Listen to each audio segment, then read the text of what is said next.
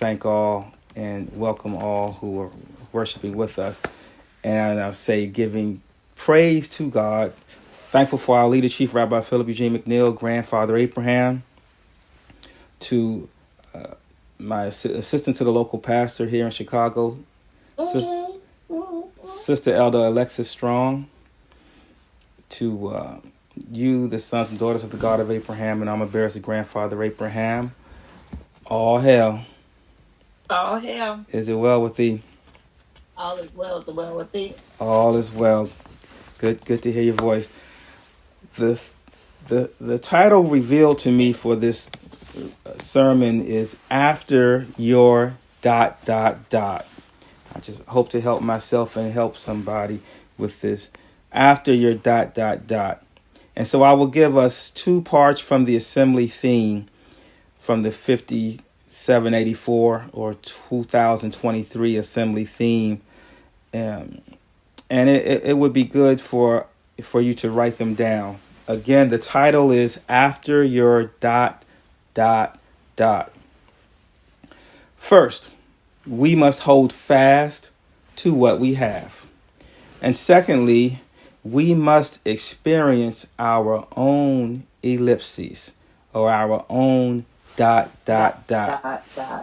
right. So the episode in the Ancient of Days that was shared from the time of Samuel the prophet, it's a great and dreadful time. Israel faced off against the Philistines, and before the full-on war even happened, there was a preliminary fight where verse 2 says about 4,000 soldiers of Israel were killed in the field. Now you're talking about 4,000 soldiers just as the Philistines are sending a little message. When this report came in, the elders of Israel called for the ark to be brought from Shiloh so it could save them. The two sons of Eli, which were Hophni and Phinehas, stood as guards beside the ark. They were the keepers of the ark. And that almost worked. Just bringing the ark to show God is with us, it almost worked. The Philistines heard the shouting of the people in celebration of the ark being brought out, and the Philistines were afraid. In our lives, sometimes just saying, I have God with me, works.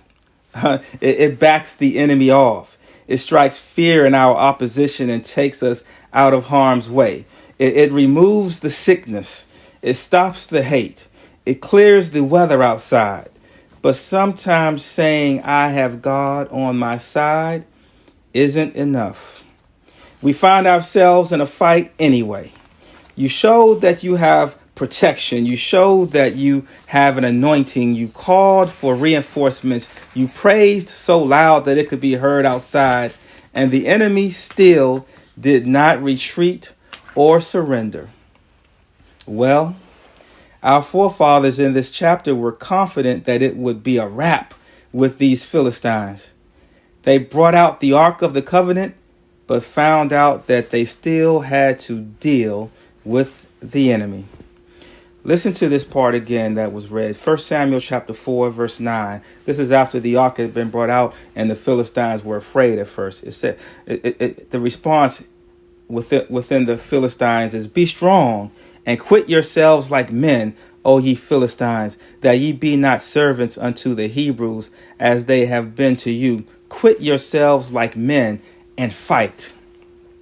So the leaders of this opposing army charged the troops to get their act together, stop tripping off that religious symbol, that ark that they brought out, and do what we came to do.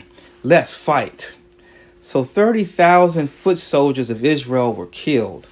The ark was taken, and Hophni and Phinehas were slain.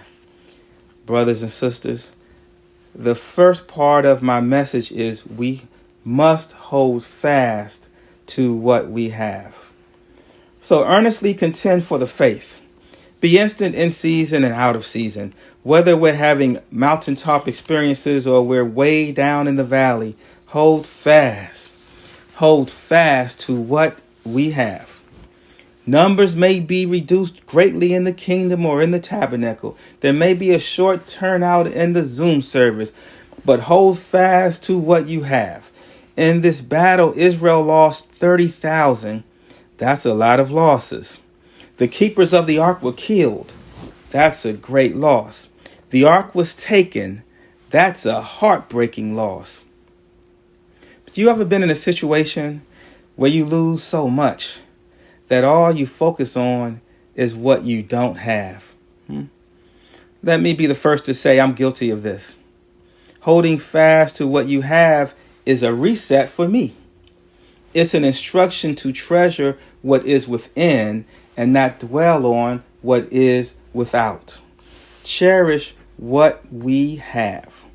See, we don't have as many attending in Chicago as we used to have, but we have some great witnesses for the Lord. Let's journey onward with what we have. Let's love the members whether they come all the time or none of the time, because they still and we still have the church in us. They still have the church in them, and we all have a soul to satisfy. See, we don't have the kind of job maybe, or you don't have the kind of house or the kind of car or the kind of family or the kind of boyfriend or girlfriend that we see others with. But I believe you have a portion to be thankful for. Whatever good is in your life, don't miss out on what you have. I have experienced a lot of loss in my life lately. My parents and my wife's parents died in a span of 2 years. Many faithful saints in Chicago over the past 5 years have fallen asleep. It's hard sometimes to stop dwelling on what I no longer have. But if I just take a look at what I still have, I'm encouraged. I'm glad for the joy that the gift of every day still brings. And I'm telling you to make sure you don't miss out on what you have. My second point is, we must experience our own ellipses, our own dot. See, this is where space is filled from one statement to the next statement. Hold fast to what you have. The leader gave us the theme, hold fast to what you have, and then there's a dot. In 2 Samuel, things happened after the battle with the Philistines when the ark was taken. Every nation and every person had their own ... between chapters 4 and chapter 6 in the Bible. And in our story, the Chronicles of the Church of God and Saints of Christ, every person has their own experience from chapter 2016 to chapter 2023. Let's follow this story.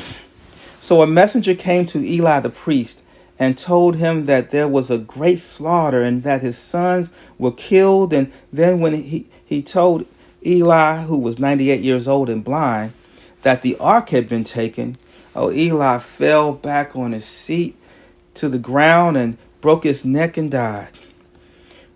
Then Phinehas' wife was pregnant.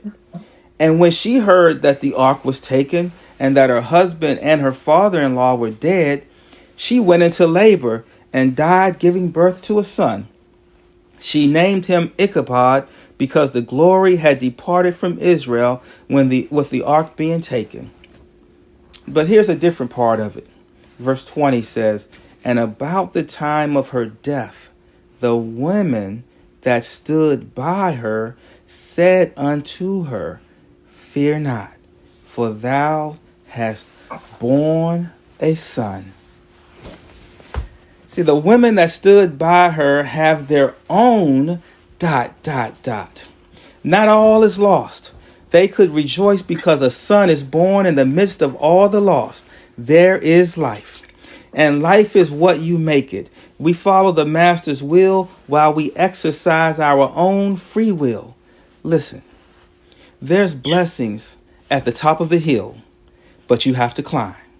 There's joy in the morning, but you must endure the night. There's peace down by the riverside, but you got to cross the bridge to get to it.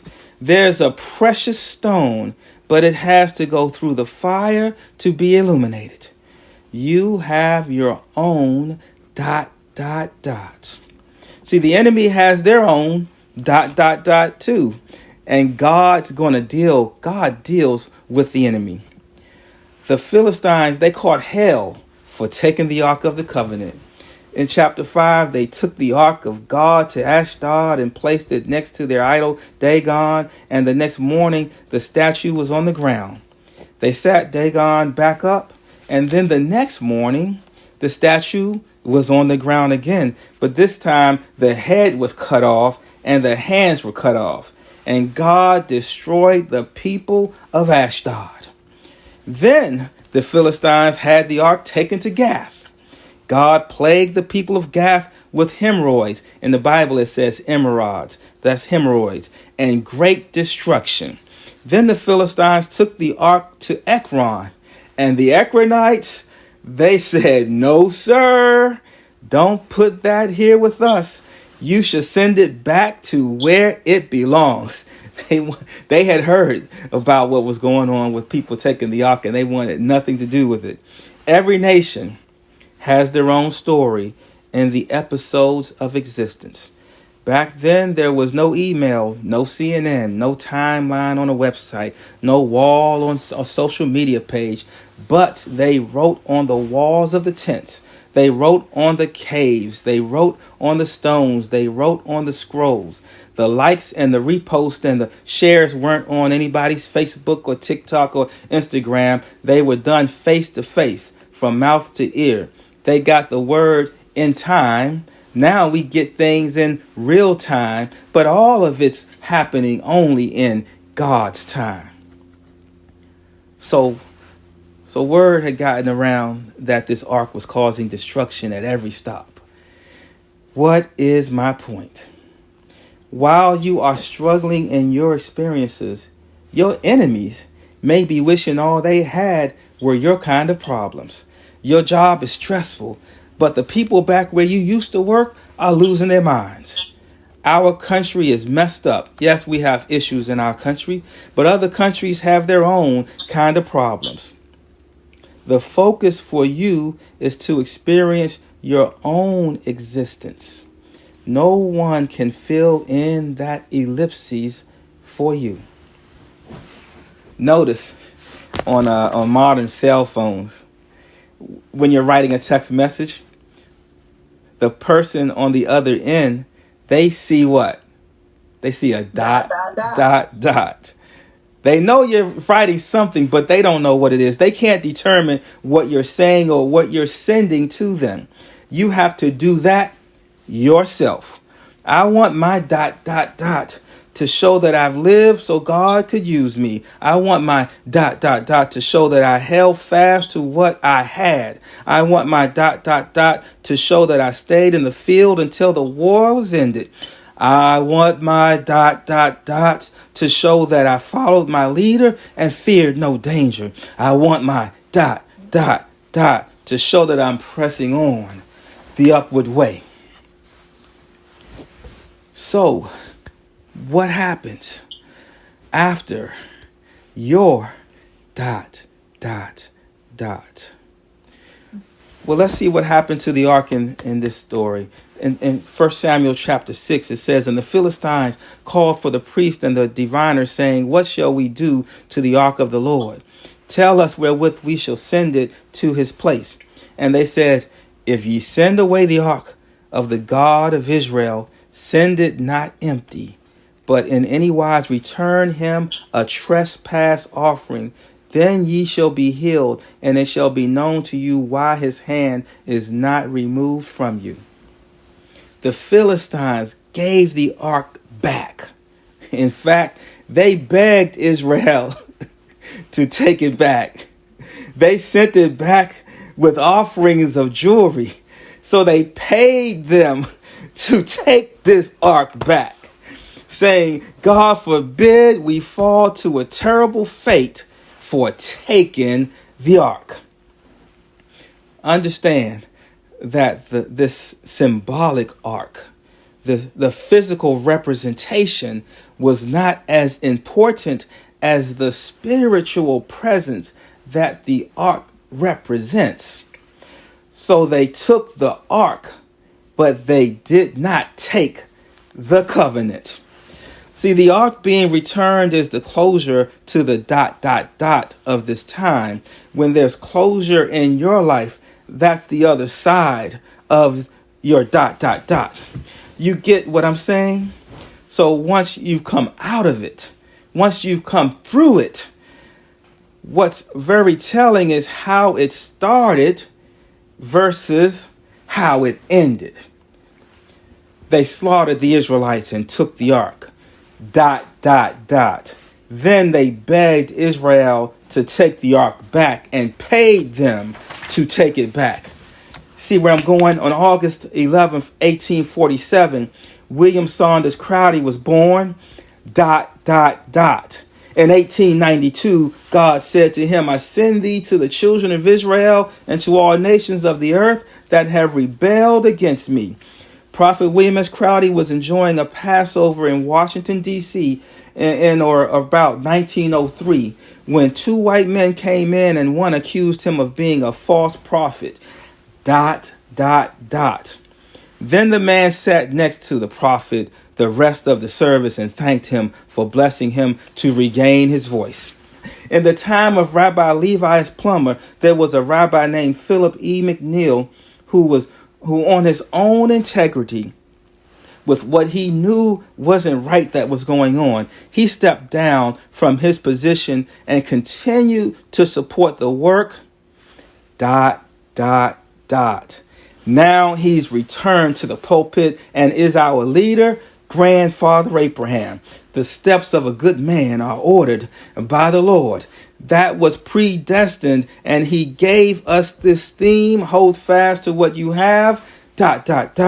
Let no one take your crown. Let me testify, saints. In my freshman year of college, I was on academic probation ... Now I have a master's degree and have been on the faculty of 3 different colleges. Let no one take your crown. At the age of 37, I wasn't sure if I'd ever be a father ... And by the age of 39, I had 5 children who all had the same mother. Let no one take your crown. What are some of your stories? You have some how it started this way, but then ... and then it ended this way. Testimonies of your own. Once you've been through it, you can tell someone else, let no one take your crown. You can tell it on the mountain that they may gossip about you, but let no one take your crown. They may steal money from you, but let no one take your crown. They may try to run you out of the church, but let no one take your crown. After your ... you have your iron sharpened even more. You are ready to battle against spiritual wickedness, against temptation, against false witnesses, against the enemy within. After your ... you can shout it to your followers, let no one take your crown. You can put it in a group text, let no one take your crown. After your ... nothing can separate you from the love of God. After your ... you can testify that this banner has been in many battles. Don't let it trail the ground. The population of Israel was reduced, but the covenant was still with them. The population of the Church of God and Saints of Christ may appear like it's dwindling, but the covenant is with all of us. The armor bearers for the ark back then were lost. Phinehas was lost, but the prophet of God was still with them. Some armor bearers of the Church of God and Saints of Christ have gone away, but the prophet is still with us. Saints, the covenant is still with us. The prophets of God have done their works, and the man of God is still with us. The spirit of prophecy is with us. Hold fast to what you have. Let no one take your crown. Amen.